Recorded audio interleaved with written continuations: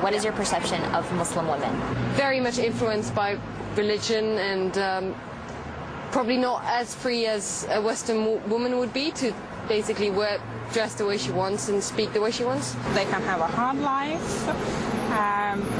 You know, sometimes they face quite a lot of difficulties and they are discriminated. But my personal, attitude is I just consider them exactly like me. I don't really have a perception. I don't know any Muslim women to form an opinion, really. In the UK, I think that they probably have a lot more freedom than anywhere else in the world. I actually live out in Singapore, so there's a lot of Muslim women there. And I think that there are some times when they do have a lot of freedom, but there's a lot of times in certain countries where they're very repressed. So it really changes on where you are in the world. I guess quite repressed, or at least that's how it seems in general. Like when you walk around, they're always kind of, I don't really know. Well, as a judge, how were you perceived as a Muslim woman in the UK to maybe your colleagues and things like that when you first became a Muslim? When was it really that you became Muslim? Just before Ramadan last year. I don't at the present time make a big issue of it. I recall that one of the best Christians that I know is a High Court judge in England. He never talked about his Christianity, he just showed it by his way of life. And eventually you would say, what is it about Mark Headley that is so wonderful? And some people, didn't you know he's a very active Christian? I'm not very wonderful, and I'm also very, very much a learner in Islam, so I think it's important that I keep a relatively low profile, carry on learning. You have, because your responsibility, you have an entire district. How do you rate the domestic violence? Is there more domestic violence in the Muslim community, or is it consistent with the national average or less? We don't have statistics, but from all the work I've done, we have no reason to think that it's any greater within the Muslim community than within the dominant community.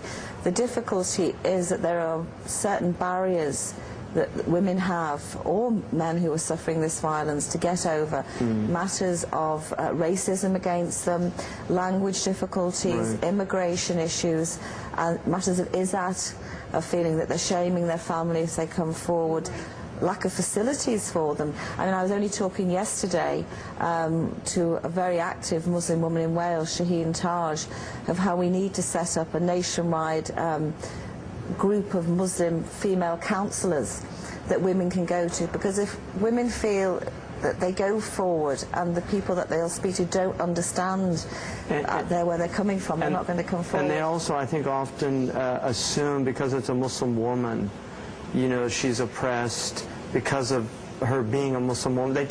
People tend to not be able to see it as this is a human problem. They really begin, just because of the mere fact it's a Muslim woman, there's an automatic assumption that it's related to the religion, which is a real problem. We seem to have an inability to really see ourselves. I didn't want to take my very smart hijab and abaya off when I came back from Saudi Arabia last week. I'd spent a lot of money on it. It was very nice. Very smart, isn't it? Very smart. Some of them are beautiful. With the sleeves. Yes. And also, partly because I didn't want to take it off, but secondly, as an experiment, I kept it all on going through Heathrow and Manchester Airport just to see what the reaction would be to me. And it only took minutes in Manchester Airport for a man to be very rude to me. Really? What happened? Which never happened before. It's never happened before. And people don't realize Get out of the way, you said to me. My wife, we were at a grocery store, and there was a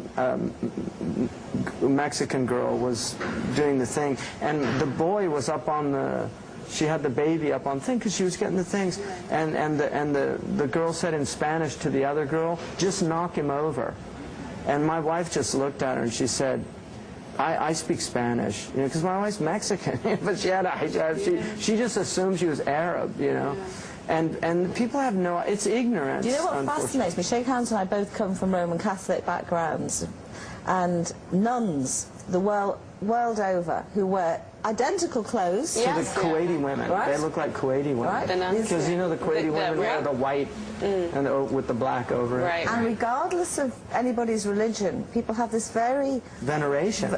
positive view of nuns. If they see nuns in an airport, they'll smile at them. Look, there's some nuns. Isn't this nice? You know. They feel more comfortable sometimes. Psychologically, I want to know the difference. Yeah. Why are they not The regarded image, as I think oppressed or- but how do you feel about that? Do you think this somehow will start changing this whole image and Not this? at the present time.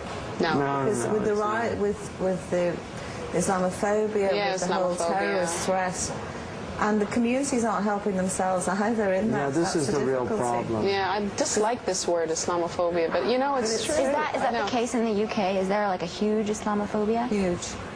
Huge. It's growing on me. Yes. I didn't like the word before, Really? but I'm kind of Yeah. getting used to it now. Well,